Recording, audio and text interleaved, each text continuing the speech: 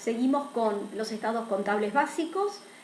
Ahora vamos a pasar al estado de evolución del patrimonio neto, así lo denomina las normas argentinas, a diferencia de lo que indica la NIC número 1, que lo consigna como estado de cambios en el patrimonio. ¿Cuál es el objetivo de este estado de evolución del patrimonio neto o de cambios en el patrimonio? De alguna manera tiene que mostrar las distintas variaciones de los elementos del patrimonio neto. Para ello, parto de los saldos al inicio, tengo que llegar a los saldos al cierre. Ese estado de evolución del patrimonio neto me debe mostrar cuáles son los cambios, cuáles son las variaciones patrimoniales, no solo las modificativas, sino también las permutativas operadas en las distintas partidas del patrimonio neto. Y cuando hablamos del patrimonio neto, estamos hablando básicamente de dos grandes campos: el campo que corresponde al capital y lo que corresponde a los resultados. En el campo que corresponde al capital encontramos el capital suscripto, los aportes de los propietarios.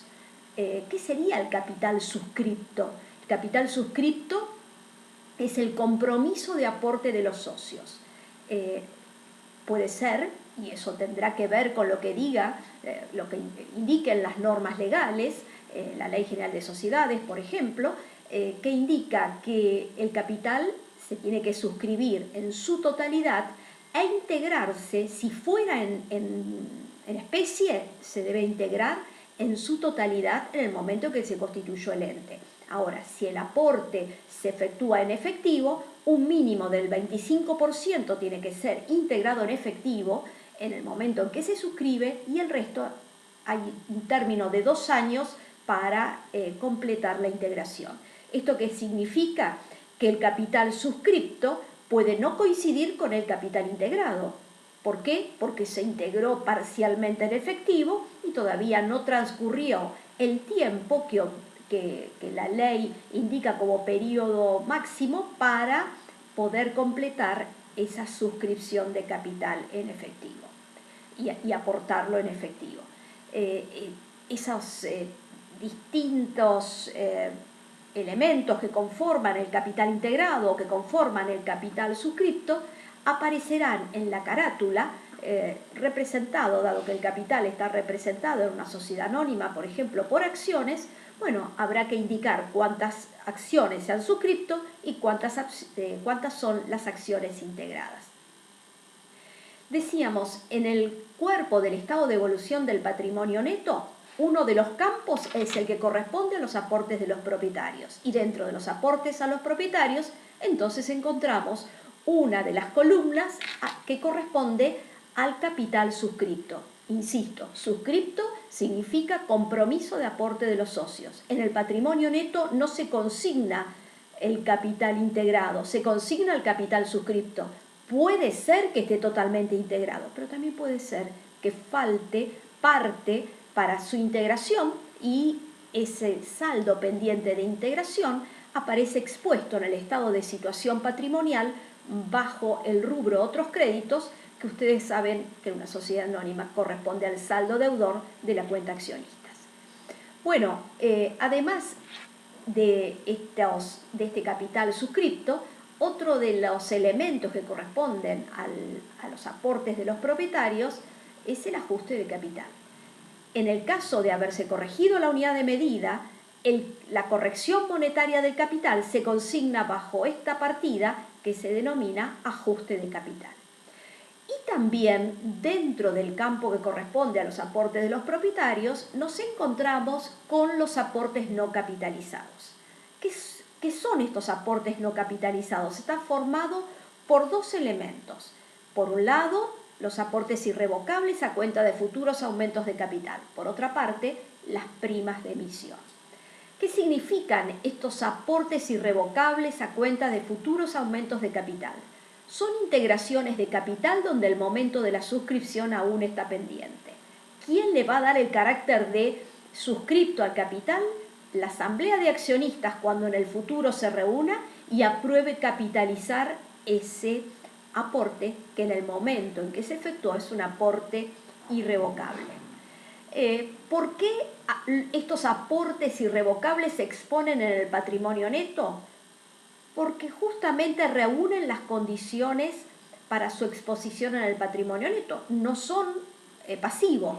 Distinto hubiera sido si el aporte hubiera sido revocable. Hoy se hace un aporte y en el futuro puede ser que el ente, dado que no está obligado a capitalizarlo, puede ser que el ente le devuelva ese importe al accionista, o puede ser que el accionista necesite el dinero y exija su devolución. En ese caso, ese aporte tiene la condición de ser revocable, por lo tanto, se expone en el patrimonio neto porque no es otra cosa que un mutuo.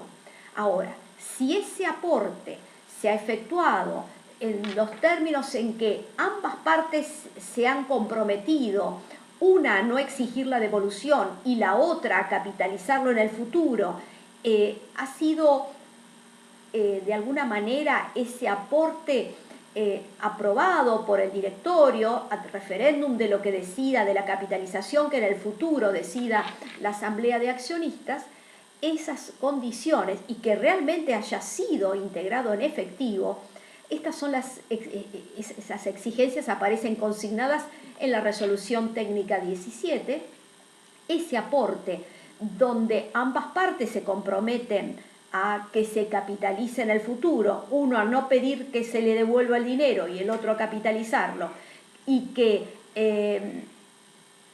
haya sido efectuado en efectivo, dan la idea de que ese importe se expone en el patrimonio neto, la variación patrimonial sería efectivo contra aportes irrevocables a cuenta de futuros aumentos de capital. Esa es la cuenta aportes irrevocables que se ubica y se expone dentro del patrimonio neto.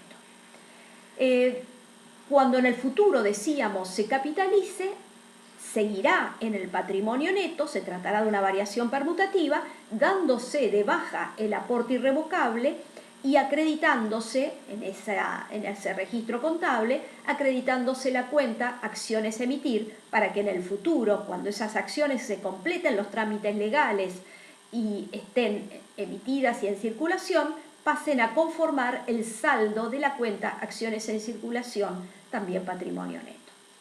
Como vemos, dentro de los aportes no capitalizados, uno de los elementos podría ser lo que corresponde a aportes irrevocables. Pero también encontramos las primas de emisión. Cuando nos referimos a las primas de emisión, tenemos que pensar que se ha efectuado un aumento de capital sobre la par. ¿Qué significa? Los aumentos de capital, así se indica en la Ley General de Sociedades, los aumentos de capital pueden ser a la par, sobre la par, y también vemos que hay aumentos de capital bajo la par. El tema es que los aumentos de capital bajo la par únicamente pueden acudir a ese instrumento jurídico los entes que cotizan en bolsa, claro, siempre y cuando esté aprobado por una asamblea de accionistas extraordinaria y que se compruebe el por qué se están emitiendo acciones que tienen un valor, por ejemplo, de $1, y resulta que el inversor está pagando 60 centavos por cada una de esas acciones. Esos 40 centavos por acción constituyen ese descuento de emisión que no es otra partida que una regularizadora del patrimonio neto. Pero estas emisiones bajo la par solamente las pueden efectuar los entes que cotizan en bolsa y acreditándose pérdidas muy significativas, donde el ente además demuestra que se trata de una empresa en marcha porque va a aumentar el capital y existe la voluntad de que ese ente continúe su existencia desde el punto de vista jurídico. Pero decíamos, las emisiones que corresponden a estos aumentos de capital pueden ser a la par, por lo tanto, se va a entregar $1 y acá, como contrapartida, se le entrega al socio una acción que tiene un valor nominal de $1. En este caso, no hay variación entre lo que efectivamente se integra y el importe que se está suscribiendo. Pero decíamos que surgen las primas de emisión que se exponen en el patrimonio neto cuando se determinan emisiones de capital sobre la par. ¿Qué significa? Quizás la empresa sea una empresa exitosa, ha generado resultados y después de varios años de su constitución y de generar resultados favorables, el patrimonio neto, que era sinónimo de capital en el momento cero, cuando se constituyó esta sociedad, hoy el patrimonio neto no es sinónimo de capital. ¿Por qué? Porque no solo el patrimonio neto está conformado por capital, sino también por resultados.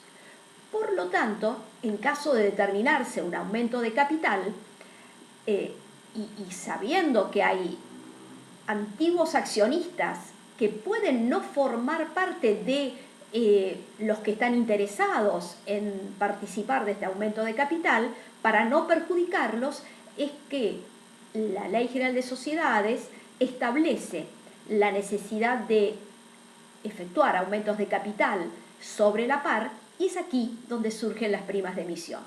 ¿Qué son las primas de emisión? Son el excedente del capital integrado o el plus del capital integrado en relación con el capital suscripto.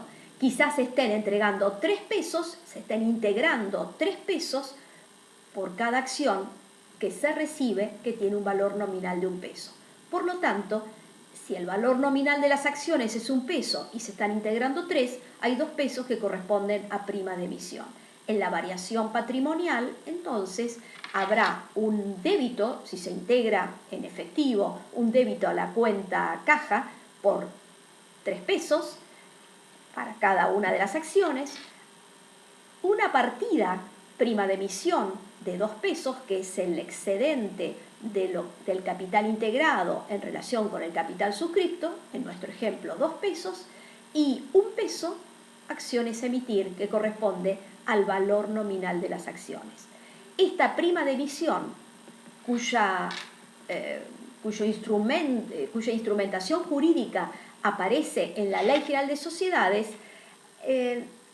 erróneamente la mencionada ley las considera como reservas, y bajo nuestras normas contables las únicas reservas que pueden surgir son las reservas que provienen de resultados, y esta no proviene de resultado, proviene de capital. Esa es la razón por la cual las normas contables vigentes establecen la necesidad de exponer estas primas de emisión dentro del campo que corresponde a los aportes no capitalizados, y decíamos, aportes no capitalizados es sinónimo del campo de aportes de los propietarios. ¿Por qué? Porque dentro del patrimonio neto, dentro de este estado de evolución del patrimonio neto, que se conforma por aportes de los propietarios y resultados, los aportes de los propietarios están constituidos por el capital suscripto, por la corrección monetaria del capital y por los aportes no capitalizados, que podríamos tener primas de emisión